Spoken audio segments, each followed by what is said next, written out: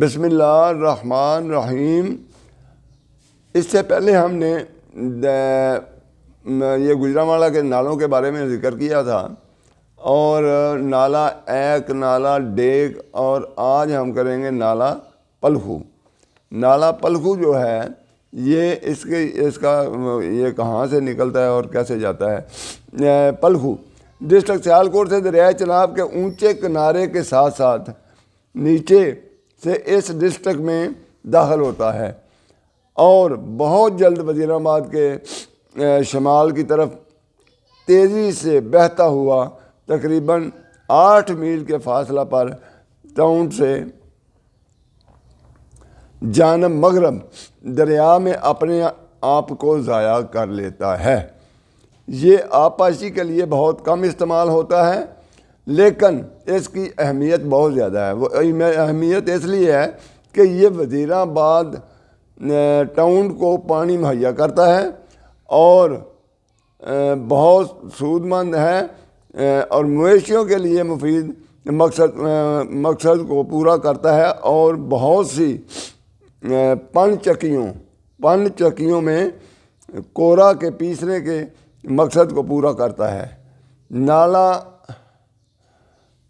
ورگ درگ رام نگر سے تقریباً 5 میل کے فاصلہ سے اس کی سطح سے ڈرینیج نیچے کے علاقہ میں جمع ہوتا ہے۔ رام نگر سے 12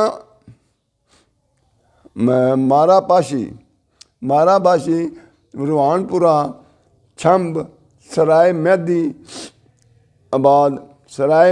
آباد، ادو چک پٹی، جس جگہ سے یہ دریا میں شامل ہوتا ہے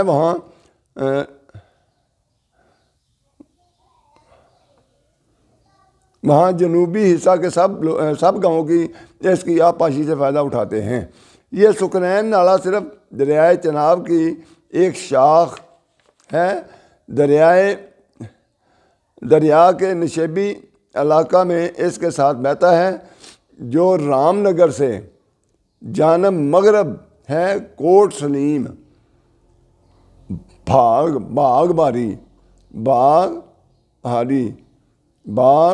باری کوٹ، میاں خاں، علاؤالدین کی کوٹ، جان محمد، کاکشال اور ماگو اس سے آبپاشی کا فائدہ حاصل کرتے ہیں۔ نالہ نکیال ایک خشک کٹ کا پیڑ ہے جو رانی نکیال اور راج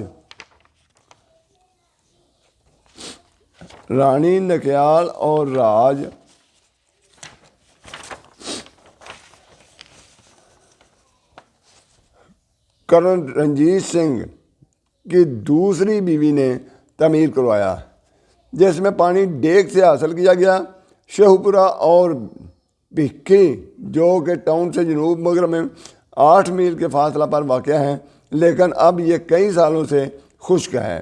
تالاب ڈسٹرکٹ کے بہت حصوں میں، بالخصوص وزیر آباد اور گجرانوالہ تحصیلوں میں، تالاب اور وارشز جنہیں بھمبر بھی کہا جاتا ہے، یہ مصنوعی نالی کی بلند سطح ہونے کی وجہ سے زیریں زمین میں اکٹھا ہو کر تالاب کی شکل اختیار کر لیتا ہے، اور قدرتی طور پر برسات کے موسم میں ہالو شکل اختیار کر لیتے ہیں، یا پھر مصنوعی طریقہ سے مصنوعی نالیوں کی مدد سے پانی جمع کیا جاتا ہے۔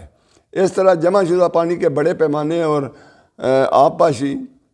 پر آبپاشی کے لیے جمع کیا جاتا ہے، اور لوگ اسے بہت زیادہ استعمال کرتے ہیں، لیکن اس مقابلہ میں اس کو زرخیز کرنے میں کوئی زیادہ زحمت نہیں اٹھانا پڑتی۔ اس قسم کی آبپاشی سے استفادہ کرنے کے لیے گجرانوالہ تحصیل میں اروپ، ترگڑی، ہرلاں والی، قلعہ دیسو سنگھ، مرالی والا،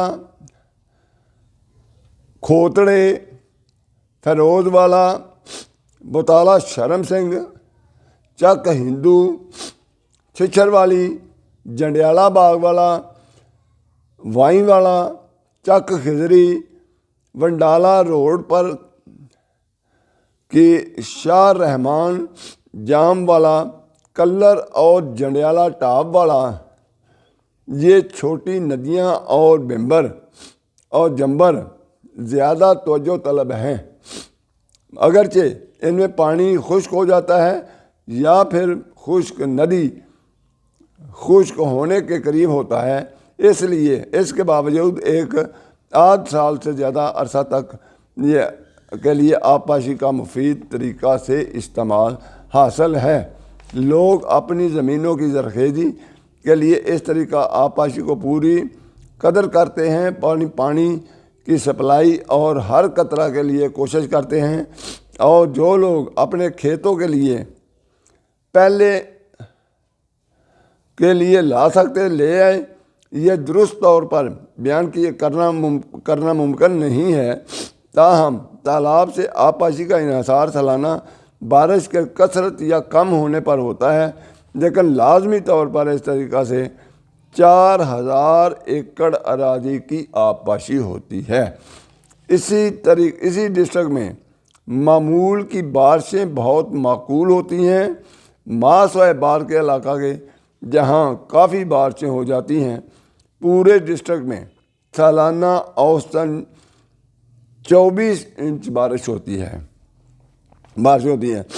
گو کہ مقامی طور پر اس بارش کے اثرات اس وقت کی بارش سے بہت زیادہ مفید ہوتے ہیں، چونکہ جمع کی ربیع کی فصل کے نتائج کا اس پر بڑا انحصار ہوتا ہے۔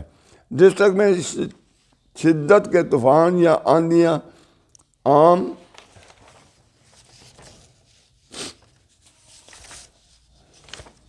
نہیں ہوتی، اور چند موضوعات میں جیسے تنبولی، شیر گڑھ، مائنز اور کاموں کی اس سے بہت زیادہ متاثر ہوتے ہیں۔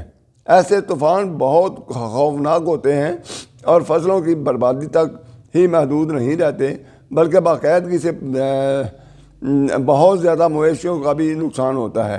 اگرچہ ٹیمپریچر میں کمی بیشی ہوتی رہتی ہے، تاہم اپریل سے ستمبر تک سخت گرمی ہوتی ہے اور دسمبر جنوری میں سخت سردی، جبکہ ڈسٹرکٹ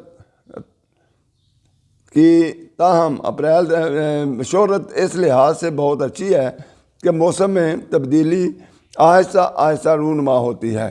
باہر کے علاقہ میں موسمی شدت بہت زیادہ ہوتی ہے۔ اس علاقہ کے لوگ نسلی طور پر بہت زیادہ مضبوط اور صحت مند ہیں، لیکن اس کے باوجود اس کے اثرات ان پر بہت تکلیف دہ ہوتے ہیں۔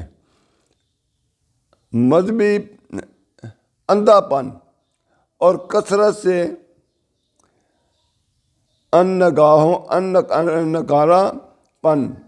انگارہ پن عام ہے۔ چلچلاتے سورج سے شدت کی گرمی ہوتی ہے، مگر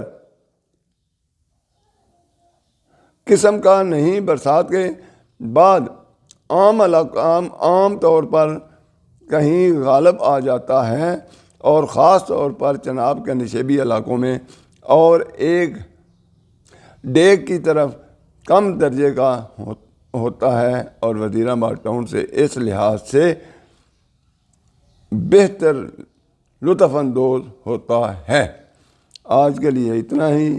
اس کو سبسکرائب کرنا، اس کو لائک کرنا، اس کو شیئر کرنا نہ بھولیے، اور یہ شروع سے لے کر آخر تک اسے سنیے۔ سننے کے بعد آپ دیکھیں گے کہ گوجرانوالہ میں کیسا نظام تھا، کیسا آبپاشی کا نظام تھا، کیسے جو نالے چلتے ہیں، جو یہ ندیاں چلتی ہیں۔ گوجرانوالہ کے 5 قدرتی طور پر برساتی نالے تھے، جن کے بارے میں وہ نالا ایک، نالا ڈیک، نالا پلکو، نالا سکنین، نالا اور 5 نالے ہیں، تو ان 5 نالوں سے کتنا استفادہ کیا جاتا تھا، اور اب وہ اتنے متحرک نہیں رہے۔ تو آج کے لیے اتنا ہی، اجازت دیجیے، اللہ حافظ، السلام علیکم۔